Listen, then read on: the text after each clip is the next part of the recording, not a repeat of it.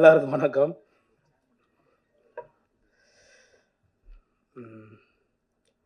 முதல்ல நன்றி சொல்லணும்னா, இந்த படத்தோட தயாரிப்பாளர் சார், நன்றி சார். ஏன்னா ரொம்ப கஷ்டப்பட்டு இந்த படத்தை பண்ணார்.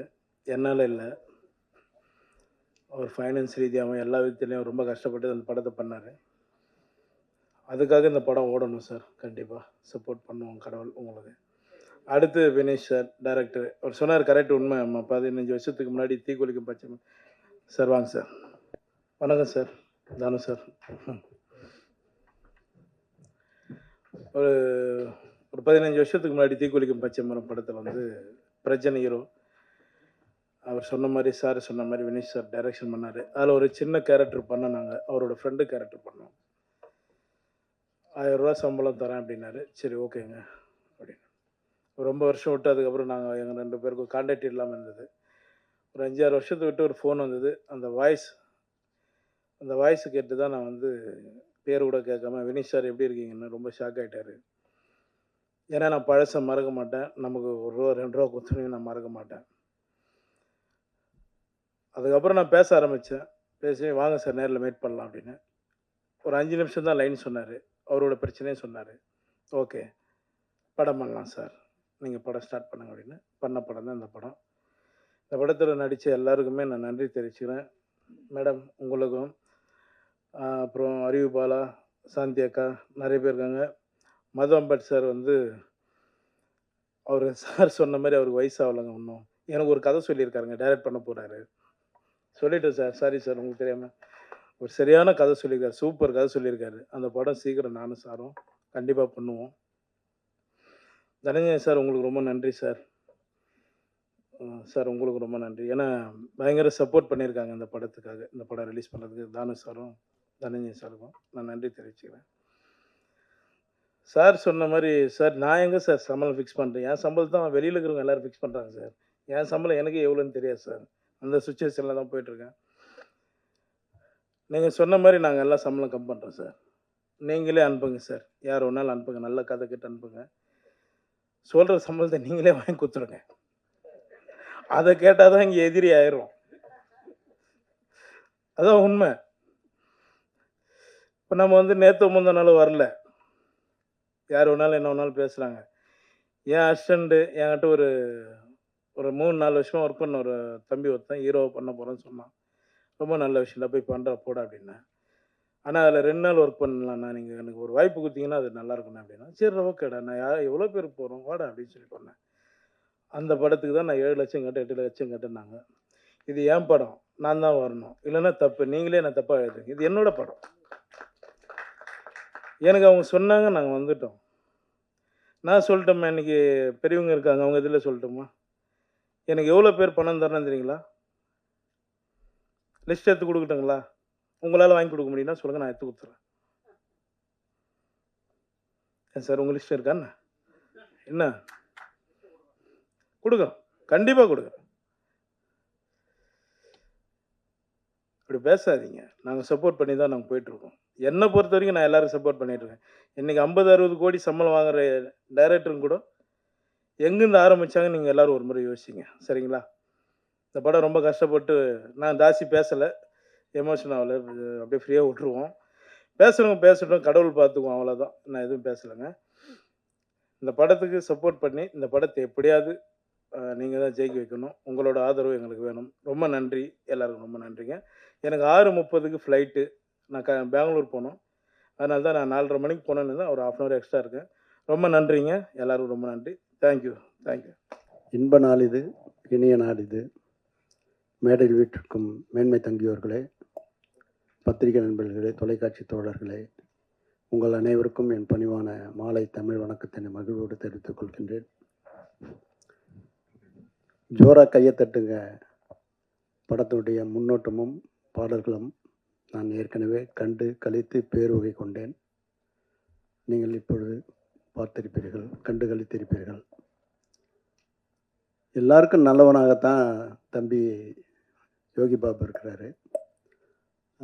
எந்த சூழ்நிலையிலும் நான் ஒரு ஃபோன் பண்ணால் என்ன செய்யணுன்னுவார். இந்த ப்ரொடியூசருக்கு ஒரு நாள் எக்ஸ்ட்ரா டேட் கொடுப்பான்னு, காசே வாங்காத பண்ணுறேன்னாரு. அப்படிப்பட்ட ஒரு நல்ல ஒரு மனித தம்பி. அப்படிப்பட்ட ஒரு மனது உங்களுக்கு எந்த காலத்துலேயும் மனச்சோர்வு வரக்கூடாது. எந்த சூழ்நிலையும். ஏன்னா திரையுலகுக்கு நீ அவசியம் தேவை. ஆகவே ஜோரா கையை தட்டுங்க. ஜோரா ஜோரா ஜோரா பிரமாதமா ஒரு நல்ல கமர்ஷியலான ஒரு படம். அந்த இயக்குனரும் அந்த தயாரிப்பாளரும் என் அலுவலகத்துக்கு அடிக்கடி வருவார்கள். இந்த நிமிஷம் வரலும் அவங்களுடைய பேர் தெரியாது எனக்கு. உண்மையிலே தெரியாது. ஆனால் அவங்க வந்தால் வரவேற்று உபசரித்து என்ன செய்யணுமோ செஞ்சு பண்ணி தருவேன். அந்த மாதிரி தெலுங்குக்கு மிகப்பெரிய நன்மை செய்யறதுக்காக சில பேர் அவதரித்திருக்கார். அதில் தம்பி ஜனஞ்சயனும் ஒருத்தர். ஆகவே எல்லாரும் நலம் பெறணும், வளம் பெறணும். இந்த படம் மாபெரும் வெற்றி அடைய வாழ்த்துக்கள். நன்றி, வணக்கம். எல்லாருக்கும் வணக்கம் அண்ட் நமஸ்காரம்.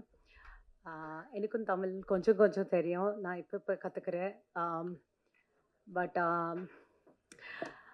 I'm very happy. டெக்னிக்கலி தமிழில் இது என்னோட தேர்ட் ஃபிலிம். பட் ஆனால் I still feel very new actually. இந்த ஆப்பர்ச்சுனிட்டிக்காக I am very grateful to my director Vinesh sir, thank you so much, and also producer sir Zaki sir, thank you so much. But most importantly, I would like to thank Madhu sir because sir is the one who actually somehow my pictures went to Vinesh sir and I got I'm here today. It just happened. Thank you so much for all your support. We worked really hard for this film and we're looking forward, and as usual we request your support, and we know it will always be there. So I would like to talk more after the film's release. So இப்போதைக்கு that's it. Thank you so much. எனக்கு தமிழ் அதிகம் தெரியாது. So I would like to thank first Madhumbat sir because I am his associate and it's because of him I am here now. And thank you Vinesh, and thank you our producer. He's a very wonderful person and he has acted in this film and he's done very well actually. It's a comedy type of character and his first debut film. So, and Shanti Rao, everybody was very friendly and the crew was very nice actually. I remember we have a lot of memories. And then Moore is not here. Balaji is here. Yeah, they have done they are in the lead roles actually. So, I have seen a preview, so I think you will all love the film. Thank you. எல்லாருக்கும் வணக்கம். எனக்கு ஸ்டேஜ்லாம் பேசுகிறதுக்கு கொஞ்சம் பயம். ஆனாலும் இந்த first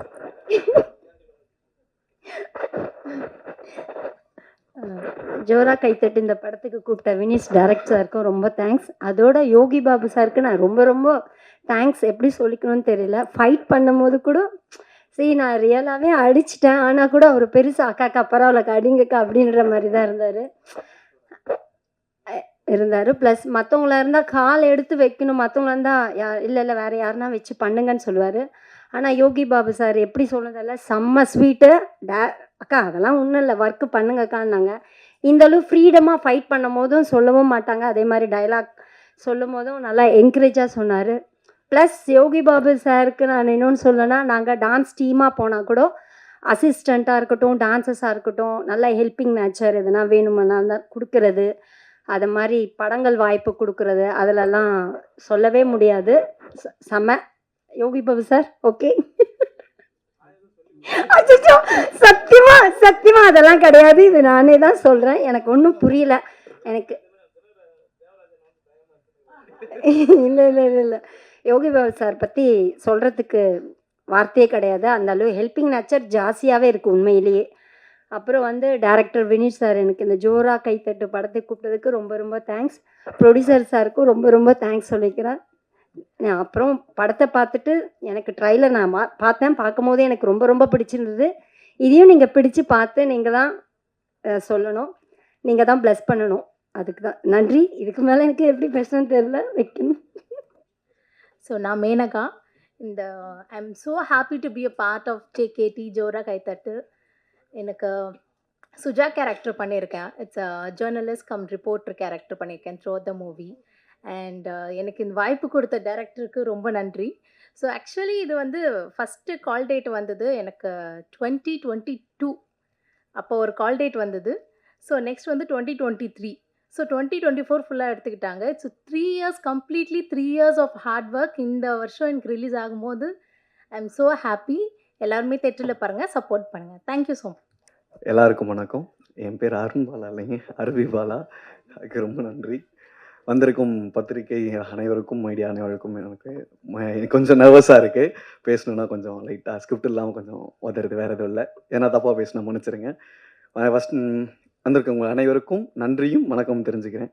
இந்த படம் வந்து எனக்கு கொஞ்சம் ஸ்பெஷல். ஏன் அப்படின்னா, இந்த படத்து மூலியமாக தான் எனக்கு வேட்டைன்ற வாய்ப்பு கிடச்சிது.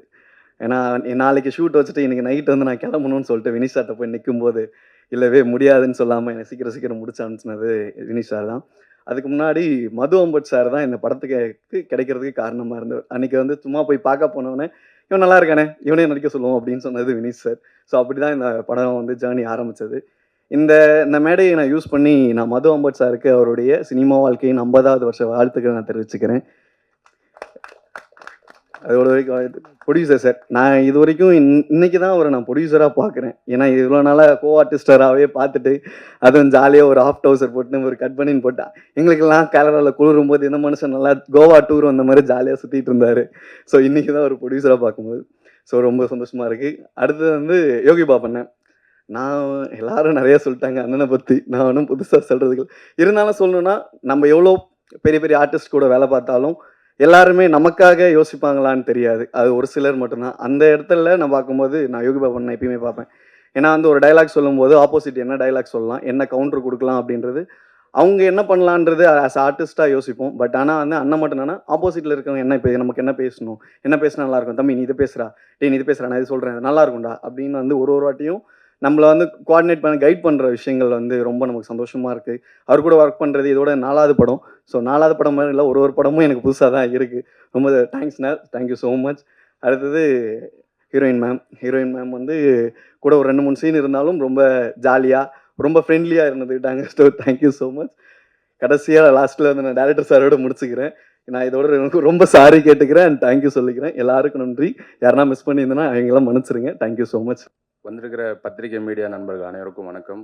ஃபர்ஸ்ட் ஆஃப் ஆல் வினிஷ் சாருக்கு வந்து நன்றி சொல்லிக்கிறேன். ஏன்னா திடீர்னு ஒரு நாள் கால் பண்ணார். அன்றைக்கி பயங்கரமான ஃப்ளட்டு நைட்டு. ஸ்ரீதர் எனக்கு அர்ஜென்ட்டாக நீ கிளம்பணுன்னு ஒரு மிகப்பெரிய ஒரு அது இந்த படத்தில் வந்து அது இப்போ வரைக்கும் சஸ்பென்ஸாக வச்சுருக்காரு. அந்த கேரக்டரு ரொம்ப கோவம் வர மாதிரியான ஒரு கேரக்டரு, ரொம்ப டிஃபிகல்ட்டான ஒரு கேரக்டர். எப்படி தீக்குளிக்கும் பச்சை மரத்தில் வந்து ஒரு வில்லன் மேலே ஒரு பெரிய ஹோப் இருக்குமோ, அந்த ஹோப்பு இந்த படத்தில் என் மேலே வச்சுருக்காரு.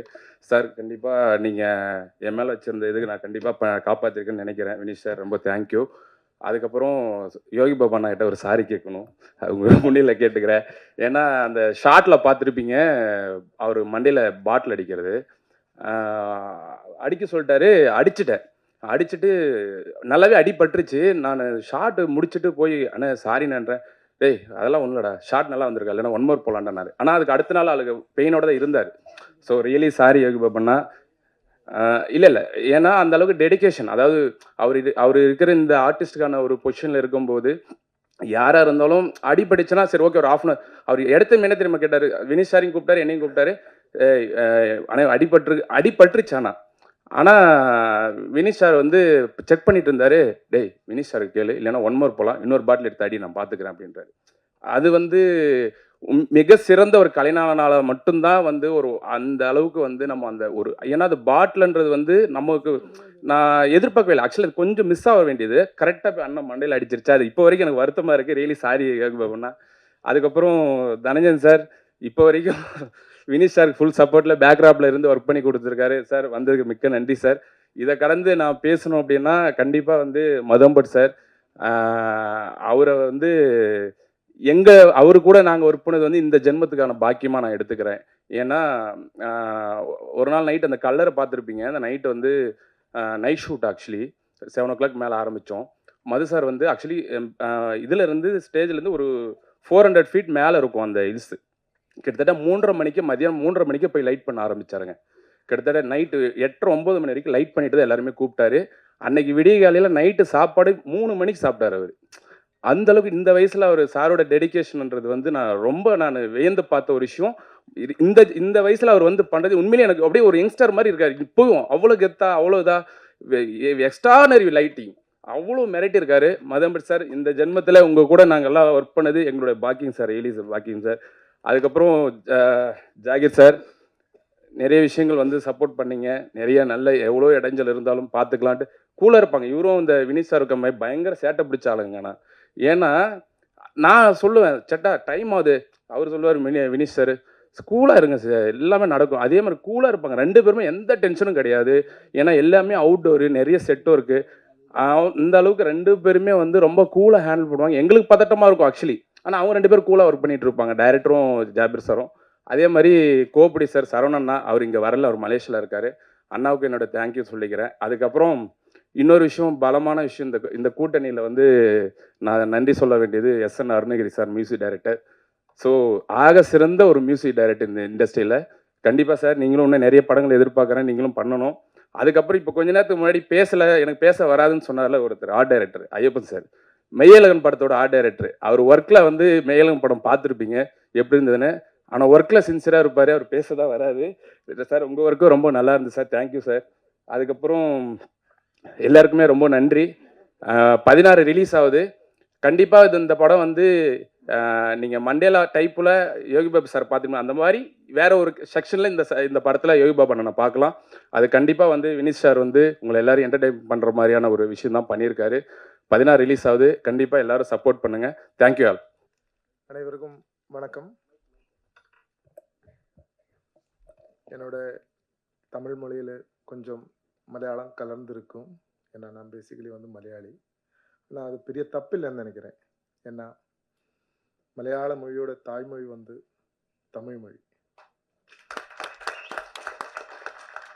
அந்த வரலாறு யாருக்கும் தெரியாது. அதை விட இப்போ உட்கார்றவங்களுக்கு எத்தனை பேருக்கு தெரியாது. இப்போ கேரளா, தமிழ்நாடுங்கிறது எல்லாமே இந்தியா அப்படிங்கிற ஒரு கண்ட்ரி வந்ததுக்கு அப்புறம் தானே ஆயுது. அதுக்கு முன்னாடி மட்ராஸ் ஸ்டேட்டோட பார்ட்டாக இருந்துச்சு. நான் எல்லாமே தங்குற இடம் மலபார் அப்படிங்கிற ரீஜியன் மட்ராஸ் ஸ்டேட்டோட பார்ட்டாக இருந்துச்சு. 1950s அப்புறம் தான் அது கேரளமாக மாற்றிட்டாங்க, தமிழ்நாடை லாங்குவேஜ் வைஸாக மாற்றிட்டாங்க. அது சொல்கிறேன் என்னன்னா, எல்லாத்துக்குமே கல்ச்சரல் வைஸ் எல்லாமே ஒன்று தான். சவுத் இந்தியன் நமக்கு தெரியும், அந்த திராவிட ராஷ்ட்ரியம் அப்படிங்கிறது அது சவுத் இந்தியாவிலே ஒரே ராஷ்ட்ரியம் தான், ஒரே அரசியல் தான். அதை நான் சொல்ல வந்து அது பொலிட்டிக்கலி மட்டும் இல்லை, அது சோஷியலி நிறைய விஷயங்கள் எல்லாமே ஒரே மாதிரி தான் இருக்கும். அதான் நான் சொல்ல வந்தேன். ஸோ என் பேச்சில் ஏதாச்சும் மலையாளம் கலந்து வரும்போது மன்னிச்சுக்கோங்க. இந்த படத்தை பற்றி நான் என் கஷ்டத்தை பற்றி பெட்ட பாடை பற்றி சொல்கிறதுக்கு நான் விரும்பலை. எல்லா ட்ரெய்லர் லான்ச்சுக்கும் எல்லா ஆடியோ லான்ச்சுக்கும் அது நீங்கள் காதில் வாங்கிட்டே இருக்கும். அது புது கதையே கிடையாது. நான் அதை பற்றி எதுவுமே சொல்ல விரும்பலை. ஒரு முக்கியமான விஷயம், நான் வந்துட்டு 2013 தீ குளிக்கும் பச்சை மரம்னு ஒரு படம் பண்ணியிருந்தாங்க. எதையும் தெரியாமல், இப்போ தெரியும் நான் சொல்லலை, எதையும் தெரியாமல் நாங்கள் ஒரு டீமாக வந்து எதுவுமே பேசக்கூட தெரியாமல் நாங்கள் இங்கே வந்து சினிமாங்கிற ஒரு பாசத்தை வச்சு அந்த ஒரு கான்ஃபிடென்ஸ் மட்டும் வச்சு, அந்த தன்னம்பிக்கை மட்டும் வச்சு வந்துட்டாங்க. நாங்கள் கொஞ்சம் பேர் வந்துட்டு 2013 தீ குளிக்கும் பச்சை மரம் கொஞ்சம் பேருக்கு இப்போவும் தெரியும்னு நினைக்கிறேன். அந்த படத்தை பற்றி நிறைய விமர்சனம் எல்லாமே நல்லா வந்துட்டு இருந்தாங்க. ஆனால் கமர்ஷியலி பெருசாக போல எங்களுக்கு அந்த ப்ரமோஷனை பற்றியும் தெரியல. நான் இது சொல்ல வர்றதுக்கு காரணம் ஒன்றும் இல்லை. அன்னைக்கு ஒரு ஜூனியர் நடிகராக வந்திருந்தாங்க. ஒரு கிட்டத்தட்ட 300-400 பேர் வந்திருந்தாங்க என்கிட்ட. சார் எனக்கு ஒரு வாய்ப்புன்னு சொல்லிட்டு. ஸோ என்னோட மேனேஜர் மூலமாக இன்னொருத்தர் வந்திருந்தாங்க. வந்து சார் எனக்கு ஒரு வாய்ப்பு கிடைக்குமான்னு கேட்டேன். கண்டிப்பாக அவரை பார்த்தபோது எனக்கு ரொம்ப வித்தியாசமாக தெரிஞ்சிச்சு. அவர் ஃபேஸ் பார்த்துட்டு, அவர் பேச்சு பார்த்துட்டு எல்லாமே. இப்போது நான் சொன்னேன், சரி நான் உங்களுக்கு ஒரு வாய்ப்பு தரேன், 400 பேர் வெளியில் நிற்கிறாங்க, ஒரு வாய்ப்பு தரேன், நான் ஒரு ஓப்பனாக சொல்கிறேன், இப்போ சொல்கிறதுக்கு தப்பு இல்லை, ஒரு 1000 rupees நான் பெர் டே வச்சுட்டு தரேன்னு சொன்னேன். 25 நாள்ட்டாங்க. அப்போ என்கிட்ட கேட்டேன், சார் அது 1000க்கு சார், நான் 1-2 படம் ஆல்ரெடி நடிச்சிருக்கு சார், நீங்கள் 2000 ஆக்க முடியுமான்னு கேட்டேன். நான் சொன்ன வார்த்தை சொல்கிறதுக்கு எனக்கு இப்போவுமே எந்த தப்புன்னு தோணலை. நீங்கள் நடிக்கணுன்னா நடிச்சுக்கோங்க, இல்லை அப்படியே ஓடி போயிடும் அப்படின்ட்டாங்க. அது அவர் தான் இந்த யோகி பாபு. இவர் எப்படி இருக்குன்னு நீங்கள் பாருங்கள். ஆனால் 5 வருஷம் 6 வருஷத்துக்கு அப்புறம் தாண்டி நான் யோகி பாபுஜி சௌக்கியமானு கேட்டபோது ஃபோன் மெசேஜ் கூட அவர் சேவ் பண்ணல, என் நம்பர் என்னன்னு தெரியாது, என் குரல் பார்த்த போதே புரிஞ்சிச்சு. வினிஷ் சார் எப்படி இருக்குது, சௌக்கியமானு கேட்டேன். நான் அந்த படம் பண்ணி ஒரு 5-6 வருஷம் ஃபினான்ஷியலி நிறைய சிக்கல் இருந்த டைமில் தான் அவர் சொல்கிறது. எனக்கு ரொம்ப சந்தோஷமாயிடுச்சு. அதுக்கப்புறம் ஒரு வருஷம் தாண்டி தான் நான் இந்த கதையை பற்றி பேசினேன். இந்த கதையை பற்றி எதுவும் பேசலை. எனக்கு ஒரு கதை சொல்ல வேண்டியதாக இருக்குன்னு மட்டும் தான் சொன்னேன். அப்போது போகும்போது இது கூட சேர்ந்து நான் ப்ரொடியூசரை பற்றியும் சொல்லணும். என்னென்னா, போகும்போது நான் ப்ரொடியூசர்கிட்ட சொன்னேன், ஜி நான் யோகி பாபுஜி என்னோட நல்ல நண்பன். இப்போது என் மேலே நிறைய பாசம் வச்சுருக்காங்க. நான் ஒரு கதை அவர்கிட்ட தான் சொல்ல போகிறோம். மறுபடியும் நான் தமிழ் படம் பண்ணுற மாதிரி இருக்குது. அவர் டேட்டு சொல்லிட்டீங்கன்னா தரேன்னு சொல்லிட்டீங்கன்னா நீங்கள் ஓகேவான்னு கேட்டேன். அப்போது என்னதை விட டெய்லி 2 தடவை 3 தடவை படம் பார்ப்பாங்க. தமிழ் படமாக இருக்கட்டும், மலையாள படம், ஹிந்தி படமாக இருக்கும். இப்படிப்பட்ட ஒருத்தரை நான் உலகத்திலே பார்த்தேன். நான் சும்மா சொல்லலை, நம்ம ப்ரொடியூசர் அந்த மாதிரி ஒரு ஆள். காலையில் பார்ப்பாங்க, சாப்பிடும்போது பார்ப்பாங்க, பாத்ரூம் போகும்போது பார்ப்பாங்க, எப்போவுமே பார்த்துட்டு இருக்கு இவர். 5 நேரம் நமாஸ் ப்ளஸ் 3 படம், இதுதான் இவரோட முறை. இது எனக்கு உலகத்தில் எல்லா படம் இவர் பார்த்துட்டு தான் இருக்குது. அவ்வளோ அப்டேட்டாக இருக்குது. நீங்கள் பேசும்போது எல்லாமே அப்படி இல்லைன்னு உங்களுக்கு தோணலாம், ஆனால் அது அப்படியே கிடையாது. அப்போது நான் சொல்கிறேன் வந்துட்டு, சரி நான் வரேன், யோகி பாபு தானே, ஏதாவது இப்படி படம் அந்த படம் இந்த படம் அதெல்லாம் நிறைய அப்டேட்டாக இருக்காரு. கேட்ட உடனே சரி நான் வரேன், டேட்டு சொல்லிட்டீங்கன்னா நான் வரேன்ட்டாங்க. ஓகே சொல்லிட்டீங்கண்ணா. வந்தாச்சு. நான் கதை பற்றி நான் பைண்டட் ஸ்கிரிப்டாக வந்தேன். எதுவுமே கதை பற்றி கேட்கல. என் சூழ்நிலை பார்த்து தெரிஞ்சிருக்கலாம். அதை விட ஆனால் தீக்குளிக்கும் பச்சை மரங்கிற படத்தை பற்றி அவருக்கு அன்னைக்கே ஒரு நல்ல ஒப்பீனியன் இருந்துச்சு. சரி நான் கதை பற்றி நான் 10 நிமிஷம் தான் சொன்னேன். சரி வினிஷ், அதை கதையெல்லாம் உங்களுக்கு நீங்கள் ஸ்கிரிப்ட் எதுவும் டீட்டெயிலாக சொல்ல வேண்டாம், நான் உங்களுக்கு டேட்டு தரேன்ட்டாங்க. அப்போவுமே நான் அடுத்த நாளில் ஏதோ அட்வான்ஸ் கொடுத்து அதுலேருந்து ஆரம்பித்த பயணம். இப்போது கொஞ்சம் சிக்கல்கள் எல்லாமே நடுவில் ஃபினான்ஷியல் சிக்கல் எல்லாமே வந்துருச்சு. அண்ணனை நான் குறை சொல்ல மாட்டேன். நான் கொஞ்சம் ஷெட்யூலாக தான் பண்ணியிருக்கு. அது நம்ம காரணம் தான். அண்ணனை எல்லா பிரச்சனையும் அவர் மேலே தள்ளாதீங்க. நிறைய ப்ரொடியூசர்ஸோட சிக்கல்கள் எல்லாமே வரும். அது வெளியே சொல்லாமல் அவங்க யாரை ஏதாச்சும் ஒருத்தரை வச்சு தான் அவங்க ஒரு காரணத்தை சொல்லணும். அப்போ யோகி பாபு அண்ணன் இருந்தால் நிறைய பேர் இருக்காது. நான் அவரை பற்றி பெருமையாக பேசணும் அப்படிங்கிற மாதிரி நான் சொல்லுவேன். உண்மையாக தான் சொல்கிறேன். நான் பாசிட்டிவாக சொல்லுவாங்க, நெகட்டிவாக நான் ஓப்பனாக அவர்கிட்ட சொல்லியிருக்கு சொல்ல வேண்டியது. இப்போ நான் உண்மையாக சொல்கிறேன். நம்ம படம் மேலே அவர் எந்த தகராறும் பண்ணலை, எந்த பிரச்சனையும் பண்ணலை. கரெக்டாக தான் வந்திருக்கு. ஒரு சில சின்ன சூழ்நிலையால் ஒரு சில டைமில் இல்லாமல் கொஞ்சம் முன்ன தள்ளி போகிறது. சினிமாவில் சகஜம், நான் நம்புகிறேன். அப்போது இது எல்லாமே இதை தாண்டி நான் பண்ணி முடிச்சிருக்கு. இந்த படம் கண்டிப்பாக ஒரு ரொம்ப வித்தியாசமான ஒரு படம் நான் உங்களுக்கு ரெடி பண்ணி வச்சுருக்கேன். அது மட்டும்தான் என்னால் சொல்ல முடியும். 3 படம் வருது. அது காமெடி நடிகராக நடித்த 3 பேரோட படம் வருது. ஆனால் யோகி பாபு அண்ணனோட வாழ்க்கையில் இப்படிப்பட்ட ஒரு படம், இப்படிப்பட்ட ஒரு ஜானர் இது வரைக்கும் பண்ணலை. சிரிப்பு என்னங்கிறது கூட தெரியாது அப்படிங்கிற மாதிரி இருக்கிற ஒரு கேரக்டர் தான் அவர் இந்த படத்தில் பண்ணியிருக்காரு. ஸோ ஒரு நடிகனாக போயிட்டு இருக்கும்போது ஒருத்தரோட பயணத்தில் வித்தியாசமான இதெல்லாமல் வாழ்க்கைகள் எல்லாமே வந்து சேரும், கேரக்டர் ரோல்கள் எல்லாமே வந்து சேரும். அப்படிப்பட்ட ஒரு கேரக்டர், ஒரு டேர்னிங் பாயிண்ட்னு நான் நம்புகிறேன். அது வெற்றி கிடைக்குமா இல்லையாங்கிறது மக்கள் தான் முடிவு பண்ணணும். நீங்கள் படம் பார்த்துட்டு அது சொல்லுங்கள். அதை தாண்டி நான் இங்கே வந்தாச்சு. எனக்கு எதுவும் தெரியாத சூழ்நிலையில் 10-15 வருஷமாக நான் இங்கே ஒரு தமிழ்நாடுக்கார மாதிரி தான் இருக்குது. போயிட்டு வந்துட்டே இருக்குது. எனக்கு எல்லா பிரச்சனத்திலும் அதை தாண்டி ஃபஸ்ட்டு நான் நன்றி சொல்கிறது வந்துட்டு என் ஃபேமிலி, என் ஒய்ஃபு இப்போ என் கூட இருக்கிறாங்க, வந்திருக்காங்க ஊர்லேருந்து. அவர் எல்லா பிரச்சனையும் நம்ம ஒரு கலைஞனாக நம்ம ஒரு பயணம் பண்ணும்போது நம்மளை சப்போர்ட் பண்ண வேண்டியவங்க ஃபஸ்ட்டு ஃபேமிலி. இந்த ஃபேமிலி இல்லைன்னா எதுவுமே பண்ண முடியாது. இங்கே சாலிகிராமத்தில் எல்லாமே நான் நிறைய பேரை பார்த்துருக்கு. எனக்கு ரொம்ப கஷ்டமாக தோணும். எத்தனை பேர், ஆயிரக்கணக்கான 100கணக்கான பேர் இருக்குங்க. நான் டைரக்ட் பண்ணணும்னு சொல்லிட்டு நிறைய பேர் அலைஞ்சிட்டே இருக்கான். அவங்க சாப்பாட்டு கூட வழி இல்லாமல் அலைஞ்சிட்டே இருக்கான். அப்புறம் தானே ஒரு கல்யாணம் பண்ணணும், பசங்க அப்படிங்க ஃபேமிலி, குட்டி குடும்பம்னு இல்லாமல். ஸோ மேரேஜ் எல்லாமே முடித்தவங்களுக்கு ஒரு கலைஞராக ஒரு பயணம் பண்ணும்போது கண்டிப்பாக நிறைய சிக்கல்கள் வரும். அதெல்லாமல் தாண்டி நம்ம கூட நிற்கிற ஒரு லைஃப் பார்ட்னர் இருந்தால் கண்டிப்பாக அந்த ஒரு டைரக்டராக இருந்தாலும் யாராக இருந்தாலும் சரி அவங்களுடைய பயணம் ஈஸியாக கொண்டு போகலாம். அது ஒன்று. அதான் நான் ஃபஸ்ட் நன்றி தெரிவிக்கிறது. ரெண்டாவது அண்ணன் எனக்கு டேட்டு கொடுத்து நான் சொல்லியாச்சு. அப்புறம் வந்துட்டு ஜாக்கிர்னா இப்போ இவரை பற்றி நான் பெருமையாக சொல்கிற மாதிரி இல்லை. எந்த படமாக இருந்தாலும் சரி நான் நம்புகிறேன், producer is the number 1. Producer இல்லைன்னா ஒரு படம் இல்லை.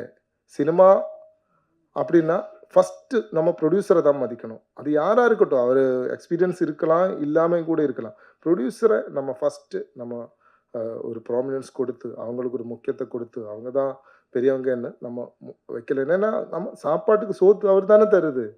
ஒரு எல்லாருக்கும் இப்போ ஒரு ப்ரொடியூசர் மூலமாக தானே நம்ம எல்லாரும் நிறைய பேர் இங்கே இப்போ மேடையில் உட்கார்றதுக்கு காரணமே அவர் தானே. ஸோ அந்த ப்ரொடியூசரை நம்ம எல்லாருமே பாராட்டணும், எல்லா ப்ரொடியூசர்ஸையும் பாராட்டணும்.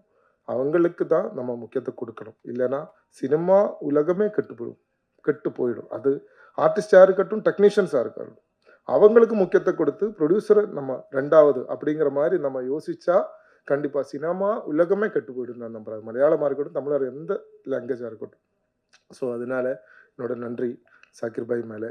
ரெண்டாவது வந்துட்டு எனக்கு ஒரு ப்ரொடியூசர் வந்தாச்சு. படம் பாதி போகும்போது படம் கூட நிப்பாட்ட போகிறேன் அப்படிங்கிற சூழ்நிலை இருக்கும்போது படம் கூட பார்க்காம, ப்ரிவ்யூ கூட பார்க்காம அவர் சரி தம்பி, நான் உங்களை நம்புகிறேன், நீங்கள் சொல்கிறது நான் நம்புகிறேன், நான் ப்ரொடியூசராக ஜாயின் பண்ணுறேன்னு சொல்லி சரவணன் சார் இப்போது வர முடியலை, அவர் தம்பி தான் வந்திருக்கா. அவர் மலேசியாவில் இருக்க, வெளியூரில் இருக்கா. அவர் ஜாயின் பண்ணியாச்சு. ஸோ அவர் மேலே நான் ஒரு பெரிய நன்றி தெரிவிக்கிறேன்.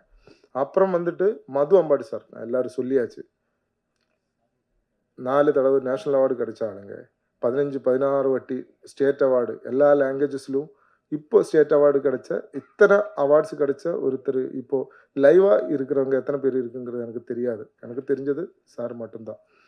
மட்டும் இல்லை, அவர் 76 வயசாச்சு. நீங்கள் வரும்போது இல்லை அங்கே மைக்கு கொடுத்துடலாம் சொன்னேன். அதெல்லாமே அவரை பொறுத்த வரைக்கும் அசிங்கம் அப்படி சொல்கிறது. என்னென்னா, அவர் ஒரு மலை கூட ஏறுவார், இப்போ கூட ஏறுவார். 76 வயசில் செம்ம அப்டேட்டடாக இருக்குங்க. உலகத்தில் என்ன நடந்துட்டு இருக்குங்கிறது அவர் தெளிவாக லேப்டாப்பு வச்சு அப்படியே பார்த்துட்டே இருக்கும். 3-4 மணி நேரம் தான் தூக்கம். நீங்கள் பார்க்குற மாதிரியே இல்லை அவர். ஸோ லேப்டாப் ஃபுல்லாக அப்டேட்டாக இருக்கும். எது புது கேமரா வந்திருக்கா, என்ன சாஃப்ட்வேர் புதுசாக வந்திருக்கு, எல்லாமே அப்டேட்டாக இருக்குது. ஸோ அதெல்லாமே பார்க்கும்போது நம்மளெல்லாமே இப்போவுமே வயசாச்சுன்னு தோணுது. ஸோ அது எங்களுக்கு எல்லாமே ஒரு பெரிய அற்புதம். ஸோ அவருக்கு ஒரு பெரிய நன்றி தெரிவிக்கிறேன். ஸோ அதையும் தாண்டி இங்கே வந்தபோது நான் தானு சாரை போய் பார்த்தேன். தானு சார் என் மேலே எதுவும் பாசம் வைக்க வேண்டிய அவசியமே கிடையாது அவருக்கு. ஆனால் தானு சார் என் கூட நின்று இது வரைக்கும் சப்போர்ட் பண்ணியாச்சு. ஸோ ஆடியோ அவர் தான் எடுத்திருக்கா, எல்லாமே நிறைய விஷயங்கள் அவர் எனக்கு சப்போர்ட் பண்ணியிருக்கா. இப்போ பிவிஆர் மூலமாக டிஸ்ட்ரிபியூட் பண்ண போகிறோம் படம், கேரளாவில் கூகுள் மூலமாக டிஸ்ட்ரிபியூட், எல்லாத்துக்குமே காரணம் அவர் தான். நான் அவரை ஒரு பெரிய என்னோட ஒரு பெரியவருங்கிறது இல்லை, நான் ஒரு அப்பா மாதிரி நான் அவரை வைக்கிறேன். எனக்கு அவ்வளோ பாசம் அவர் மேலே இருக்குது. அவரை வர முடியலை இன்னைக்கு, அவருக்கு கொஞ்சம் பிஸியாக வெளியூரில் இருக்குங்கிறதுனால முடிஞ்சால் வரேன்னு சொல்லியிருக்கு. அவர் மேலே நான் நன்றி தெரிவிக்கிறேன். அதே மாதிரி என்னோட நண்பன், அன்புக்குரிய நண்பன் ஆறுமுகம் தலைவர், ஆறுமுகம் தலைவர் இங்கே இருக்கிறாங்க. மதுரையிலேருந்து எனக்காக மட்டும் வந்திருக்கா. என்னோட எல்லா கஷ்டத்துலேயும் என் கூட இருந்திருக்காங்க அவர், அன்புக்குரிய நண்பர். அவருக்கு நான் பெரிய நன்றி தெரிவிக்கிறேன். அது மாதிரி இப்போ நான் 1 மாதம் மட்டும்தான் பார்த்தது. ஆனால் இங்கே வந்துட்டு நான் தனஞ்சன் சார் மாதிரி ஒரு இடத்துல நான் பார்த்ததே கிடையாது. மது சாரை பற்றி நான் சொல்லியாச்சு, செம்ம அப்டேட்டடாக இருக்குன்னு. இவ்வளோ அப்டேட்டடாக இருக்கிற ஒரு ப்ரொடியூசரை நான் இது வரைக்கும் நான் பார்த்தது கிடையாது. அஸ் அ ப்ரொடியூசர் இனிமே தான் அவரோட நிறைய விஷயங்கள் நம்ம தமிழ் உலகத்துக்கு இன்னும் பெருசாக தெரியும். நிறைய அவர் பண்ணியாச்சு, அது தெரியாத விஷயம் கிடையாது. தானு சார் மாதிரி தான் வரும். ஆனால் இதுக்கு மேலே அவர் வரப்போகிறேன்னு, இன்னும் நிறைய பண்ண வேண்டியது இருக்குது, பண்ண போகிறேன்னு நான் நம்புகிறேன். எனக்கு மிகப்பெரிய நன்றி நான் அவருக்கும் தெரிவிக்கிறேன். ஸோ அடுத்தது வந்துட்டு எனக்கு என் கூட நின்றவங்க நிறைய பேர் இருக்குது, நடிகர்கள் எல்லாரும் சப்போர்ட் பண்ண, ஒருத்தர் கூட சப்போர்ட் பண்ணாமல் எதுவும் இருக்கலை. அந்த அருவிபாலா சொல்லியாச்சு, நான் ஏதோ கோபம் வந்துருச்சு. ஆமாம், ஷூட்டு போயிட்டு இருக்கும்போது டக்குன்னு அவனுக்கு கால் வந்துருச்சு, அவன் போயாச்சு. ஸோ ஒரு லாஸ்ட் ஷாட் இருந்துச்சு, அது பண்ண முடியலை. நான் அவங்ககிட்ட சொன்னேன், நிறைய திட்டினேன். ஆனால் கடைசி தான் எனக்கு தெரிஞ்சிச்சு, அந்த ரஜினி சாரோட படத்தை வேட்டையும் படத்தில் அவன் செம்மையாக நடிச்சிருக்கான். அவர் அப்போ தான் எனக்கு தெரிஞ்சிச்சு இதுக்காக அவன் ஓடி போயதுன்னு. ஸோ அதனால நான் அவர் மேலே எந்த கோபமும் எனக்கு அவருக்கு இல்லை. மற்றவங்கள எல்லாமே ஸ்ரீதராக இருந்தாலும் ஸ்ரீதர்லாம் செம்மையாக பண்ணியிருக்கு. கல்கி, வாசந்தி அக்கா, மேனகா, குறிப்பாக வந்து சாந்தி ராவ் ஹீரோயினா சூப்பராக அவர் சப்போர்ட் பண்ணியிருக்கு. அப்புறம் டெக்னீஷியன்ஸ் பற்றி சொல்லிட்டிங்கன்னா, Sabu Joseph is brilliant technician, editor மட்டும் இல்லை, அவர் நேஷ்னல் அவார்டு வின்னர், உங்களுக்கு தெரியும். அவர் செம்மையாக சப்போர்ட் பண்ணியிருக்கா. அதை விட என்னோட மிகப்பெரிய நண்பன் SN அருணகிரி, அவர் மேலே நான் என் ப்ரொடியூசர் வந்ததுக்கும் என் கூட எவ்வளோ நாள் கூட பயணம் பண்ணுறதுக்கும் எல்லாமே அவர் செம்மையாக சப்போர்ட் பண்ணி, என் கஷ்டத்தில் எல்லாமே கூட வந்திருக்கா. அவர் மேலே நான் பெரிய நன்றி தெரிவிக்கிறேன். அதே மாதிரி வந்துட்டு S. ஐயப்பன், அவர் ஒரு சாதாரண ஆர்ட் டைரக்டர் கிடையாது. இனிமேல் தான் அவங்க பேர் மெய்யழகன் எல்லாமே அவர் தான் பண்ணியிருக்கா. இனிமேல் தான் அவர் பேர் இன்னும் பெருசாக வரும். நான் ஒரு பெரிய வாழ்த்துக்கள். அதே மாதிரி மிரட்டல் செல்வா என் குளிக்கும் பச்சை மரத்திலேருந்து அவர் அந்த படத்திலும் செம்மையாக பண்ணியிருக்கு. இந்த படத்தில் ஃபுல்லாக அவர் ஒரு டெக்னீஷியனாக வரல. அவரால் முடிஞ்சதை அவர் பண்ணி போயிருக்கு. பணம் அது இது எதுவும் பெருசாக என்கிட்ட அப்படிங்கிற மாதிரி பேசி அவர் எதுவும் என்கிட்ட இருந்து பிடிச்சி வாங்கலை. அது எல்லாமே செம்ம சப்போர்ட் பண்ணியிருக்காங்க. எனக்கு மேனேஜர் ரவி முத்து என் கூட 3 வருஷமாக என் கூட இருக்குது. எல்லா பிரச்சனையிலும் அவர் கூட இருந்திருக்காங்க. அவருக்கு நன்றி தெரிவிக்கிறேன். அது மாதிரி அனாமா குறிப்பாக வந்துட்டு அவர் என் டைரக்டோரியல் டீமு 3 வருஷத்துக்குள்ளே நிறைய பேர் மாறிடுச்சு. நான் அவரை எந்த குறையும் சொல்ல முடியாது. போயிட்டே இருக்கும்போது நடுவில் வேறு படம் வரும். ஸோ அந்த படத்துக்கு அவருக்கு போய் தான் ஆகணும். ஸோ ஒரு 6, 8, 9 பேர் வந்திருக்காங்க. எல்லாரும் சூப்பராக என் கூட சப்போர்ட் பண்ணியிருக்கு. அவருக்கு நான் நன்றி தெரிவிக்கிறேன். எல்லாருக்கும் நன்றி.